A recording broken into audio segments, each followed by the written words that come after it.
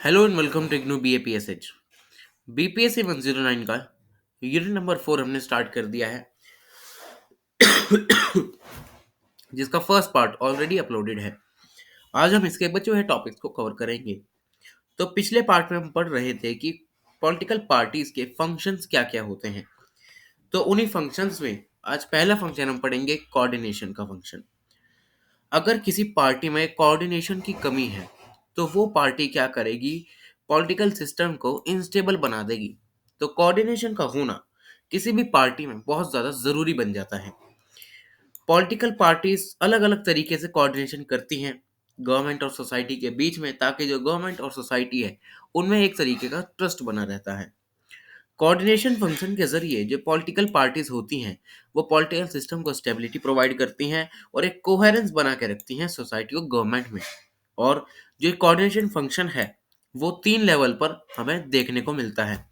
पहला लेवल होता है coordination between government and society. Government और सोसाइटी के बीच में कैसा कोऑर्डिनेशन है। दूसरा है कि गवर्नमेंट के बीच में, गवर्नमेंट के अंदर जो काम करने वाले लोग हैं उनमें किस तरह का कोऑर्डिनेशन है। तीसरा है सोसाइटी के अंदर जो भी लोग रहते हैं उनके अंदर कैसा कोऑर्डिनेशन है। तो ये 3 फंक्शंस होते हैं। अगर कोई पार्टी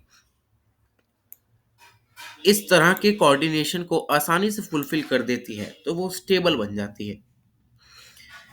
आगे है कि गवर्नमेंट के अंदर जो पॉलिटिकल कोऑर्डिनेशन होता है वो किस तरीके का होता है। तो यहाँ पर बताया गया है कि गवर्नमेंट के अंदर 2 तरीके का कोऑर्डिनेशन होता है।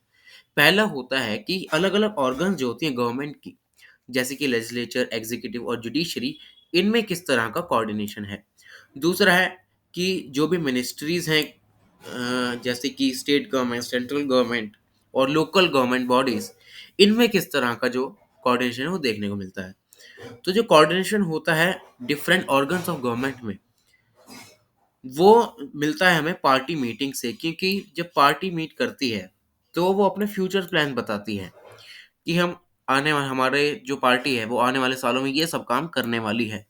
तो वो लोगों को पहले ही बता देते हैं कि आगे हमें करना क्या है। तो इससे क्या होता है कि लोग वहाँ पे ज़्यादा से ज़्यादा पार्टिसिपेट करते हैं उन कामों को करने के लिए। उनमें कोऑर्डिनेशन रखता है कि हमें पार्टी को अगर आगे लेके जाना है तो हमें ये सब काम करने चाहिए। पार्लियामेंट्री मीटिंग्स होती हैं इन सभी के लिए, कमिटीज़ बनाई जाती हैं, पॉलिसी कमिटीज़ भी बनाई जाती हैं। और जो दूसरे तरीके का कोऑर्डिनेशन है वो होता है इंटर गवर्नमेंटल बॉडीज़ में। ठीक है, जैसे कि स्टेट गवर्नमेंट, सेंट्रल गवर्नमेंट और लोकल गवर्नमेंट, इन तीनों के बीच में कैसा कोऑर्डिनेशन है वो यहाँ पे देखने का। तो जो इन सभी के बीच में कोऑर्डिनेशन होता है वो देखती है इंडियाज नेशनल डेवलपमेंटल काउंसिल।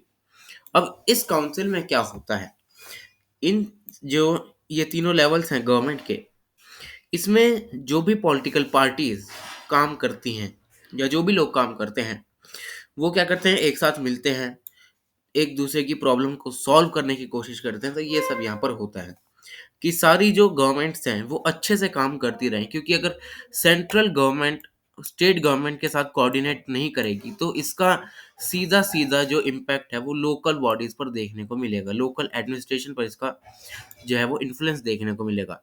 क्योंकि अगर सेंट्रल गवर्नमेंट की कुछ पॉलिसीज ऐसी हैं जो अनलॉफुल हैं स्टेट के लिए, तो वो स्टेट क्या करेगा, आगे इम्प्लीमेंट नहीं करेगा। इससे क्या होगा, स्टेट है वो अंडर डेवलप्ड रहेगा। अब स्टेट अंडर डेवलप्ड रहेगा तो लोकल अथॉरिटीज भी अंडर डेवलप्ड रहेंगी।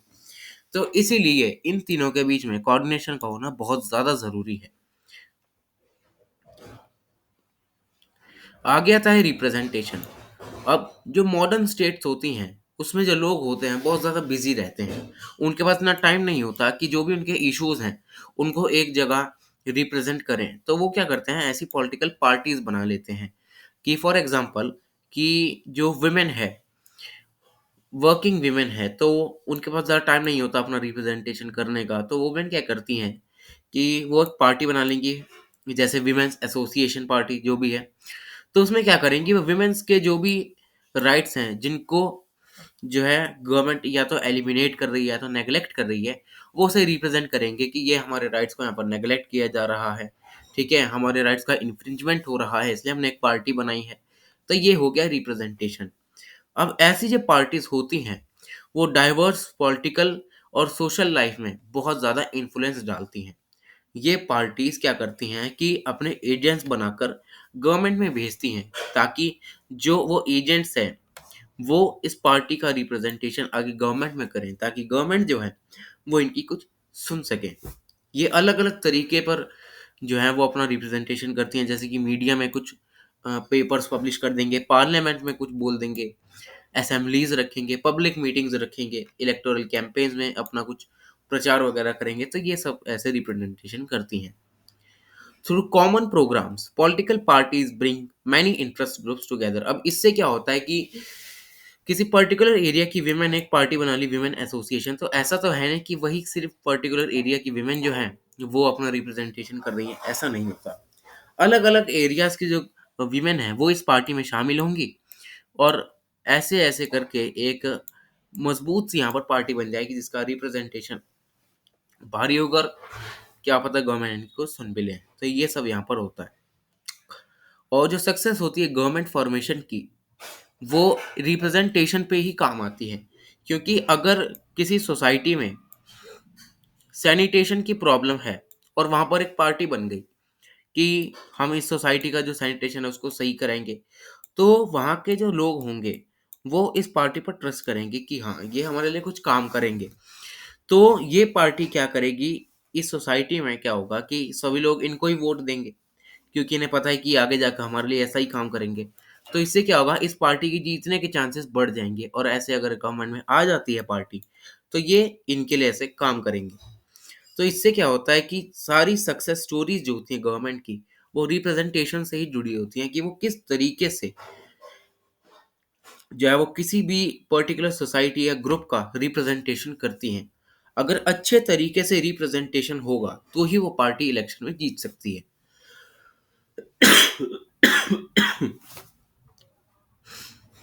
अब रिप्रेजेंटेशन भी एक तरह का नहीं होता, क्योंकि हर सोसाइटी एक तरीके से काम नहीं करती है, उसमें अलग-अलग डाइवर्स ग्रुप्स रहते हैं। तो हमें कुछ एग्ज़ाम्पल्स बताए गए हैं, जैसे कि आइडियोलॉजिकल रिप्रेजेंटेशन। अब कोई सोसाइटी है, वहाँ पर है कंज़र्वेटिज़्म की सोसाइटी कि हमें पुराने तौर तरीके ज़्यादा अच्छे लगते हैं मॉडर्न वालों से। अब वो क्या करेंगे, अपनी एक पार्टी बना लेंगे, तो ये अपनी कंज़र्वेटिव पार्टी बना ली है। ये इस आइडियोलॉजी के जो भी लोग हैं वो हमें सपोर्ट करें, ताकि हम गवर्नमेंट में आएँ और उन सभी के लिए काम कर सकें। तो ये हो गया आइडियोलॉजिकल, कि हम कंज़र्वेटिज़्म के आइडियोलॉजिकल को रिप्रेजेंटेशन बना के हम पॉलिटिकल पार्टी बना रहे हैं और रिप्रेजेंट कर रहे हैं उन लोगों को जो भी कंज़र्वेटिव को मानते हैं। आगे है रीजनल रिप्रेजेंटेशन। अब जैसे कि इंडिया का नॉर्थ ईस्ट एरिया है, वहाँ पर इतनी डेवलपमेंट नहीं देखने को मिलती है फॉर एग्ज़ाम्पल। तो वहाँ के लोग क्या करेंगे, एक रीजनल पार्टी बना लेंगे कि फॉर एग्ज़ाम्पल मिज़ोरम पार्टी बना लेंगे, कोई एग्ज़ाम्पल ले रहा हूँ। तो इस पार्टी के लोग क्या करेंगे कि इस पर्टिकुलर रीजन को रिप्रेजेंट करेंगे कि यहाँ के लोगों का डेवलपमेंट नहीं हो रहा है, यहाँ पर वोटिंग राइट्स नहीं है, एजुकेशन सही नहीं है, हेल्थ केयर फैसिलिटीज़ इतनी अच्छी नहीं है। तो ये उस पर्टिकुलर रीजन को रिप्रेजेंट कर रहे हैं कि इस रीजन में ये सब नहीं है, इसलिए हमने पॉलिटिकल पार्टी बनाई है। इसलिए जो भी लोग ये चाहते हैं कि ये उनके लिए काम करें, तो ये उनको वोट देंगे और ये गवर्नमेंट भी बना सकते हैं। आगे होता है representation of identities and representation of interest.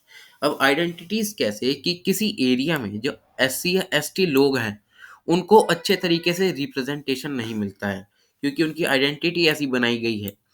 ठीक है, वहाँ पर जनरल पब्लिक को ज़्यादा अच्छे से रिप्रेजेंटेशन मिलता है। तो वो आदिवासी लोग क्या करेंगे कि खुद की एक पार्टी भी बना सकते हैं कि हम आदिवासी समाज के लिए काम करना चाहते हैं, जो भी इससे रिलेटेड है वो हमारे साथ जॉइन हो सकता है, आगे हमें रिप्रेजेंटेशन मिल सकती है। तो ये सब अलग-अलग तरीके की रिप्रेजेंटेशन हो जाती है। A good number of political parties represent the common ideology of their core voters and supporters। पर सबसे ज़्यादा जो रिप्रेजेंटेशन देखने को मिलता है, वो मिलता है कॉमन आइडियोलॉजी से। कॉमन आइडियोलॉजी का मतलब जैसे कि कोई डेमोक्रेसी है, डेमोक्रेसी के नाम पर कोई पार्टी बनी कि हमें डेमोक्रेसी चाहिए, तो वो एक कॉमन आइडियोलॉजी हो गई कि सारे लोगों को डेमोक्रेसी ही चाहिए, तो सारे लोग इस पार्टी को वोट देंगे और गवर्नमेंट इसकी बना देंगे। तो ज़्यादातर पार्टीज़ क्या करती हैं, एक कॉमन आइडियोलॉजी लेके चलती हैं, ताकि जो वोटर्स हैं, इनके सपोर्टर्स हैं, वो इनके साथ बने रहें और इनको गवर्नमेंट में काम करा सकें। ऐसी पार्टीज़ में जो लिबरल और कंज़र्वेटिव पार्टीज़ हैं, यूनाइटेड किंगडम भी वो गिनी जाती हैं। सीपीआई गिनी जाती है, चाइना की communist party of China, CPC, democratic party United states, ये सब यहाँ पर देखी जाती है।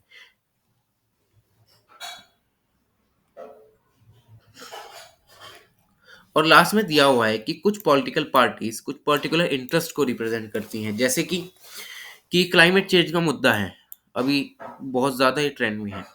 तो कुछ लोग क्या करेंगे, क्लाइमेट चेंज से रिलेटेड कोई पार्टी बना लेंगे, क्लाइमेट चेंज की हमने लिए पार्टी बनाई है, जो भी लोग इससे प्रभावित हो रहे हैं वो इस पार्टी को ज़रूर से ज़रूर ज्वाइन करें, ठीक है, इनको सपोर्ट दें। तो ये सब देखने को मिलता है, जैसे कि green party of Europe and nuclear डिसआर्मामेंट party. ये सब ग्रीन पार्टी ऑफ यूरोप में क्या है कि क्लाइमेट चेंज को लेकर जो भी मुद्दे हैं वो यहाँ पर उठाए जाते हैं, लोगों को मोबिलाइज किया जाता है इसके इसके लिए। तो ये सब है। आगे आता है कंट्रोल ओवर गवर्नमेंट। अब जो पार्टी होती है उसमें जो मेन गोल होता है वो होता है कंट्रोल पाना, ठीक है। पर जो पॉलिटिकल पार्टीज होती हैं उनका ये नहीं होता कि हमें सिर्फ रूलिंग पार्टी ही बनना है, वो एज अ ऑपोजिशन भी वर्क कर सकती हैं किसी भी सिस्टम में, ठीक है। डेमोक्रेटिक पॉलिटिकल सिस्टम में सबसे ज़्यादा हमें ऑपोजिशन पार्टीज देखने को मिलती हैं, क्योंकि अगर हम सीपीसी की बात करें तो उसका कोई भी ओपोजिशन नहीं है, वो जैसे मर्जी अपनी आर्बिट्रेटली रूल कर सकती है। पर डेमोक्रेटिक पॉलिटिकल सिस्टम में क्या होगा, एक रूलिंग पार्टी होगी, एक ओपोजिशन पार्टी होगी। रूलिंग पार्टी क्या करेगी, कोई लॉ बनाएगी। ओपोजिशन क्या होगी, उस लॉ को अगर अच्छा नहीं लगा तो उसे अपोज करेगी, पब्लिक मीटिंग्स बुलाएगी। तो इससे क्या करती हैं, जो ओपोजिशन पार्टीज होती हैं वो कहीं ना कहीं रूलिंग पार्टी पर अपना कंट्रोल बनाकर रखना चाहती हैं। वो गवर्नमेंट के कुछ ऐसे प्रोग्राम्स को क्रिटिसाइज करती हैं कि जिन्हें ऐसा लगता है कि वो पब्लिक इंटरेस्ट से बाहर हैं, बेकार के लॉज बना दिए हैं सरकार ने। तो ये सब क्या करती हैं, उनको क्रिटिसाइज करती हैं। वो प्रोटेस्ट को ऑर्गेनाइज कराती हैं, मार्च निकालती हैं, डोर टू डोर कैंपेन करती हैं, ठीक है। कभी कभार कुछ धरना वगैरह देती हैं कि हमें सरकार की इस नीति से बहुत ज़्यादा दिक्कत है, लोगों को हमारे साथ जुड़ना चाहिए। तो ये सब होता है ताकि जो रॉन्ग पॉलिसीज़ हैं उनको गवर्नमेंटल लॉ से हटाया जा सके, कि क्योंकि अगर ये पब्लिक इंटरेस्ट में ही नहीं रहेगा तो उस पॉलिसी का कोई फ़ायदा नहीं। तो इससे क्या होता है कि जो गवर्नमेंट है उस पे कहीं न कहीं एक नज़र रखी जाती है कि गवर्नमेंट अच्छे से काम करे, अपने रोल को सीरियसली ले, अपनी मिनिस्टर्स को करप्ट ना होने दे। तो ये सब यहाँ पर ऑपोजिशन की वजह से देखा जाता है। आगे है मेकिंग ऑफ पब्लिक ओपिनियन। अब पब्लिक ओपिनियन मेकिंग बहुत ही प्राइमरी गोल होता है किसी भी पॉलिटिकल पार्टी का, क्योंकि पॉलिटिकल पार्टीज जो होती हैं वो डायरेक्टली सिटीजन से रिलेटेड होती हैं, सिटीजन ही पॉलिटिकल पार्टी बनाते हैं और वो उनके रिप्रेजेंट करते हैं। तो जो पॉलिटिकल सोशलाइजेशन होता है, जो इलेक्टोरल रोल होता है, पब्लिक ओपिनियन मेकिंग फंक्शंस होते हैं, वो ये यहाँ पर किए जाते हैं। इसमें जो पॉलिटिकल पार्टीज होती हैं वो क्या करती हैं, पब्लिक ओपिनियन के लिए एजेंट्स का काम करती हैं। कि पॉलिटिकल पार्टीज जो हैं वो अपने कुछ लोग भेजेंगी किसी सोसाइटी में कि हम क्या करने आए हैं, हम अपनी पार्टी के काम के बारे में बताने आए हैं कि हमारी पार्टी ये सब काम करती है, बेस्ट इंटरेस्ट में है हमारे देश के लिए। तो ये क्या करते हैं कि मोबिलाइज करने की कोशिश करती हैं कहीं ना कहीं सिटीजन्स को, और कन्विंस करने की कोशिश करती हैं कि ताकि वो सिटीजन्स जो हैं वो हमारे फेवर में आ जाए और हमें वोट दें, ताकि हम पोजीशन को गेन कर सकें किसी भी इशू को लेकर गवर्नमेंट में। एग्जाम्पल के रूप में देखें, जो India US civil nuclear agreement हुआ था, जिसे हम 123 एग्रीमेंट भी कहते हैं, वो उसकी जो कवरेज है एक्सटेंसिवली हुई थी इंडियन मीडिया में, क्योंकि लोगों को ये लगा था कि जो ये एग्रीमेंट है वो हमारी फॉरेन पॉलिसी को कहीं ना कहीं शेप कर सकता है।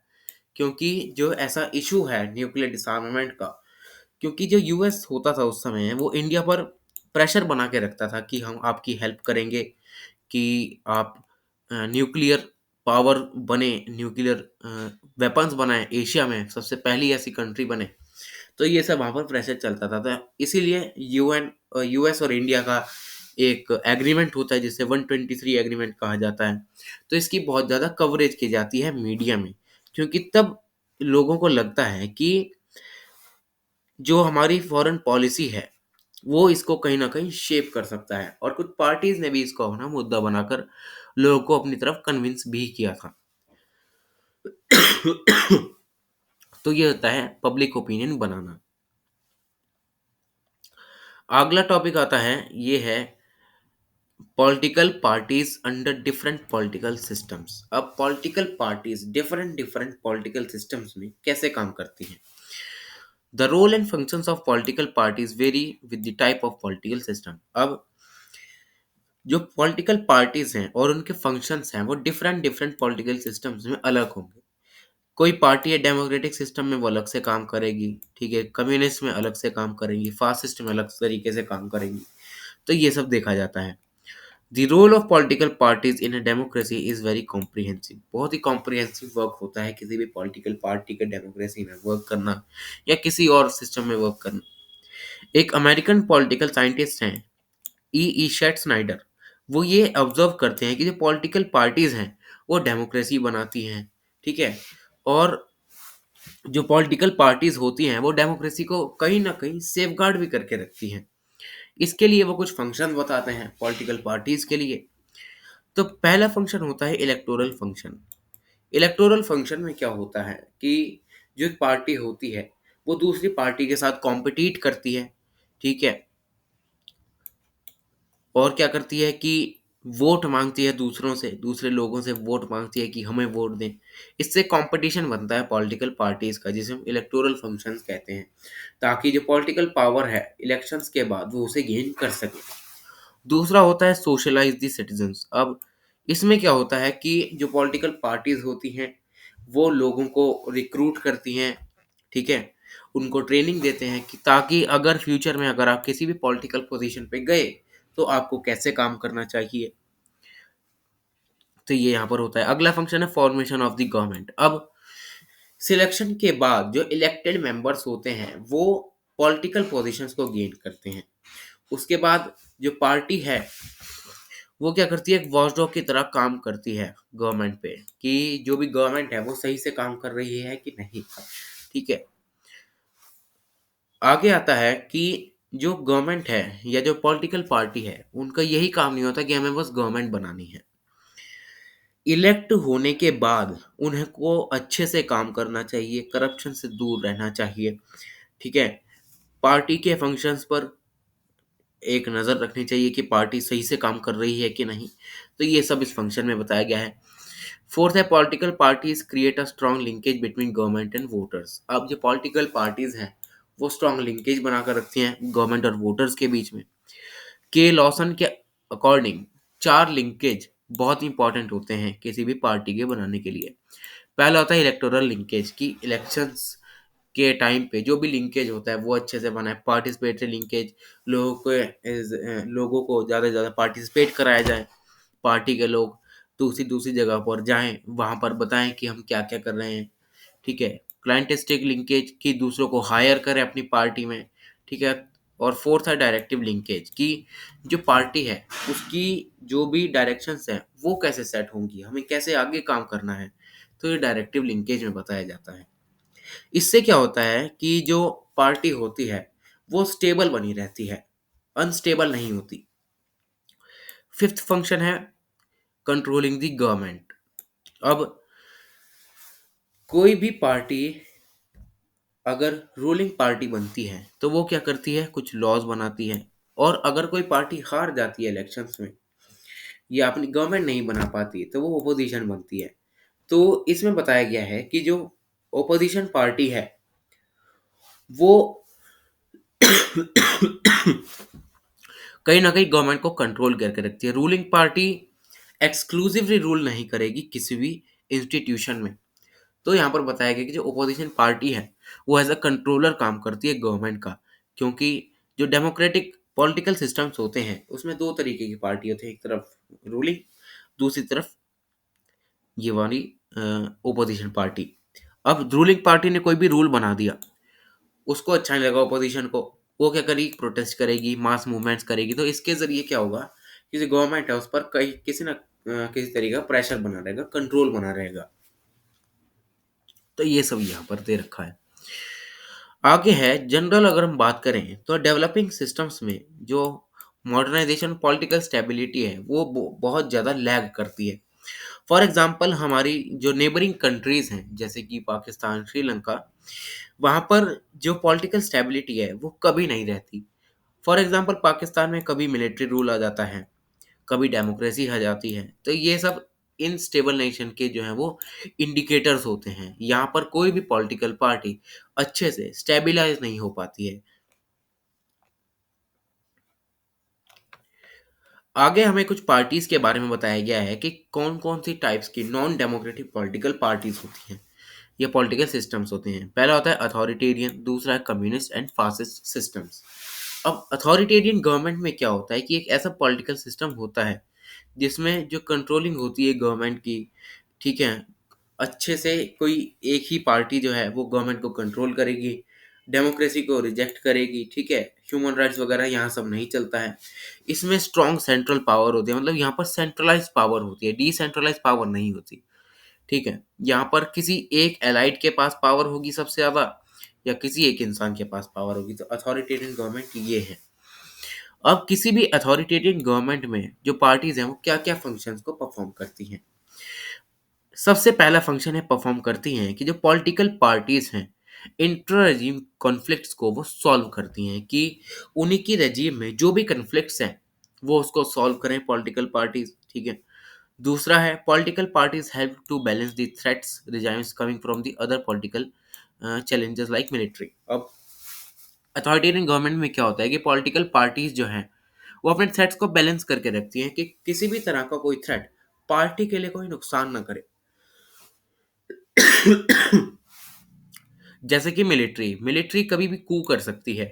तो ये क्या करती है, बैलेंस बना के रखती है पार्टी और मिलिट्री के बीच में, कि दोनों में किसी ना किसी तरीके सा एक कोहेरेंस बना रहे, बैलेंस बना रहे, ताकि मिलिट्री जो है वो कभी कू ना कर सके।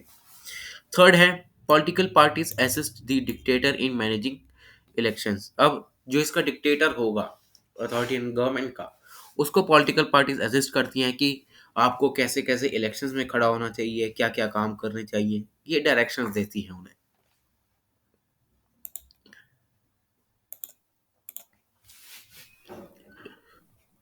और फोर्थ फंक्शन जो होता है अथॉरिटेरियन गवर्नमेंट्स का, वो होता है इंस्ट्रूमेंट ऑफ प्रोपेगेंडा, कि हमें एक ऐसा प्रोपेगेंडा सेट करना है जिसकी वजह से जो लोग हैं वो इसी के अंडर काम करें, इससे बाहर ना जाएं। फॉर एग्जांपल नॉर्थ कोरिया में जो वहाँ के लीडर हैं, वो क्या करते हैं, कैसा प्रोपेगेंडा सेट करते हैं कि वहाँ के लोगों के लिए वही जो है वो आखिरी ऑप्शन बचता है कि हम इसको फॉलो करें। इसमें जो रूलिंग क्लास होती है उसके इंटरेस्ट को सबसे ज़्यादा ऊपर रखा जाता है, ताकि जो रूलिंग क्लास है वो यहाँ पर अच्छे से जो है अपना इन्फ्लुएंस करके रख सके। और फाइनली जो पॉलिटिकल पार्टीज होती हैं अथॉरिटेरियन रिजीम में, वो सोशलाइजेशन फंक्शन भी परफॉर्म करती हैं। लोगों बस ये एजुकेट नहीं करती लोगों को, पर वो इस तरीके से लोगों का जो है वो ट्रेनिंग देती हैं कि जो लोग हैं वो उनकी रिजीम को ही सपोर्ट करें, किसी और की तरफ ना देखें, ठीक है, ताकि कोई भी रिवोल्ट अगर आगे हो तो ये सब इनको प्रिवेंट किया जा सके। आगे है कम्युनिस्ट पॉलिटिकल सिस्टम्स। अब कम्युनिस्ट पॉलिटिकल सिस्टम में जो इंटर पार्टी कंपटीशन होता है वो होता ही नहीं है, ठीक है, क्योंकि कम्युनिस्ट पार्टी है, एक ही पार्टी रूल करेगी, कोई सामने ओपोजिशन भी नहीं है। तो ये पार्टी आराम से बिना किसी कंपटीशन के काम करती हैं और अपनी मनमर्जी से रूल बनाती हैं। Communist political parties usually organise होती है जहाँ पर कुछ डेमोक्रेटिक सेंट्रलिज्म का प्रिंसिपल देखा जाता है, कि इसका मतलब कि कोई एक प्रिंसिपल को पकड़ कर ही बैठे रहते हैं और उसी के जरिए अपनी पार्टी को गवर्न करते हैं। इसमें स्ट्रिक्ट हायरार्की देखने को मिलती है पार्टी में। और ये पार्टी क्या करती हैं कि अपनी लेजिटिमेसी को एनहेंस या मेंटेन करके रखने के लिए ये लोगों को सोशलाइज करती हैं, अपनी पार्टी के बारे में बताती हैं, रीसोशलाइज भी करती हैं, और कोर्सिव मीन्स का भी यूज़ करती हैं। मतलब ये है वो बल प्रयोग भी कर सकती हैं अपने गोल्स को अचीव करने के लिए। तो कम्युनिस्ट पार्टीज किसी भी हद तक जा सकती हैं अपने सुप्रीमेसी को मेंटेन करके रखने के लिए। आगे आता है फासिस्ट रेजाइम्स। अब फासिस्ट पार्टीज में क्या होता है कि जो लीडर और पार्टी होती है उसको बहुत ज़्यादा इम्पोर्टेंस दी जाती है, ये सिस्टम्स टोटलिटेरियन होते हैं और सिटीजन की हर एस्पेक्ट में ये कंट्रोल करके रखना चाहते हैं। फॉर एग्जांपल, ये सिटीजन्स हैं, सॉरी, तो पॉलिटिकल जो एस्पेक्ट है उसको भी कंट्रोल करेंगे, इकोनॉमिक एस्पेक्ट को भी कंट्रोल करेंगे, सोशल एस्पेक्ट को भी ये कंट्रोल करेंगे। तो ये सब फासिस्ट पार्टी में देखा जाता है, जैसे कि नाजी जर्मनी, जो हिटलर की पार्टी हुआ करती थी। इसी वजह से जो फासिस्ट पार्टी है वो सोशलाइजेशन फंक्शन पर बहुत ज़्यादा फोकस करती हैं, ताकि सोशलाइजेशन से जो रूलिंग एलाइट्स हैं वो लीडर्स को और जो उनकी आइडियोलॉजी है उसको अच्छे से लेजिटिमाइज कर सकें, और किसी भी दूसरे प्रकार के जो सिस्टम्स हैं उनसे इनको डेटरेंस मिल सके, कि कोई भी सिस्टम इनके आगे ना टिक सके। तो ये कर ऐसा करती हैं कि कोई भी चांस ना दे ओपोजिशन को अपने खिलाफ बोलने का। ठीक है, ये पब्लिक ओपिनियन को शेप करने में भी बहुत ज़्यादा बिलीव करती हैं, कि पब्लिक ओपिनियन शेप कर दो कि जो पार्टी है वो अच्छी है, ऐसे काम करती है हमारे लिए नेशनल इंटरेस्ट के बेसिस पर। तो ये सब फासिस्ट पार्टी करती हैं।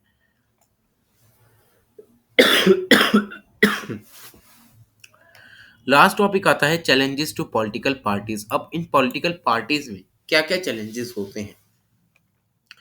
तो जो ये पॉलिटिकल पार्टीज होती हैं उनमें बहुत तरीके के चैलेंजेस देखने को मिलते हैं, जैसे कि इंटरनल और एक्सटर्नल, जो इनके डिक्लाइन पर भी जाते हैं। इंटरनली अगर हम देखें तो lack of internal democracy, lack of regular organisation elections. अब इंटरनल डेमोक्रेसी नहीं है, कोई पार्टी है उसके अंदर के ही लोग एक दूसरे की नहीं सुन रहे, एक दूसरे से लड़ मर रहे हैं, तो वो पार्टी क्या है, डिक्लाइन पर चली जाती है। ठीक है, ऑर्गेनाइजेशन इलेक्शंस नहीं होते, इलेक्शंस अगर रेगुलर इंटरवल ऑफ टाइम पर नहीं कराएंगे तो उस पार्टी से ट्रस्ट जो है वो अपने आप ही खत्म हो जाएगा। ठीक है, डायनेस्टिक सक्सेशन अगर देखने को मिलता है कि एक ही पार्टी में एक परिवार रूल कर रहा है, उससे भी जो है इसकी पॉपुलैरिटी कम हो जाती है। एक्सटर्नली अगर हम देखें तो पब्लिक अवेयरनेस का यूज़ करके, सोशल मीडिया का यूज़ करके इलेक्शन मैनेजमेंट जो फर्म्स हैं वो ट्रस्ट को जो है वो कम कर सकती हैं। किसी पार्टी के बारे में कोई झूठी अफवाह वगैरह फैला के जो है वो उस पार्टी के जो सपोर्टर्स हैं उसमें उसके ट्रस्ट को कम कर सकती हैं। इससे जो इलेक्शन मैनेजमेंट फर्म्स हैं वो बहुत बड़ा चैलेंज निकल कर आ रही हैं दूसरी पार्टीज के लिए। तो ये सब यहाँ पर चैलेंजेस हैं।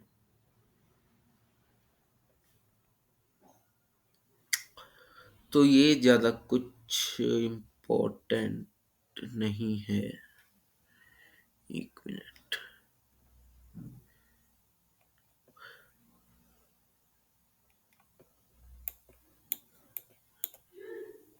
तो ये कुछ इतना इम्पोर्टेंट है नहीं, चैलेंजेस के बारे में इतना नहीं पूछते हैं। क्वेश्चन जो बनता है, क्वेश्चन बनता है कि इनके फंक्शंस क्या क्या होते हैं, जैसे कि कोऑर्डिनेशन हो गया, रिप्रेजेंटेशन हो गया, इनसे क्वेश्चन बन रखा है इग्नू के पेपर में। ठीक है, बाकी सब तो इतना इम्पोर्टेंट नहीं है इस चैप्टर में। हाँ, ये टॉपिक से बहुत ज़्यादा क्वेश्चन बने हैं पॉलिटिकल पार्टीज से, ये फंक्शंस क्या हैं पॉलिटिकल पार्टीज के। तो ये सब है, तो ये यूनिट ख़त्म हो जाता है यहाँ पर। Thank you so much.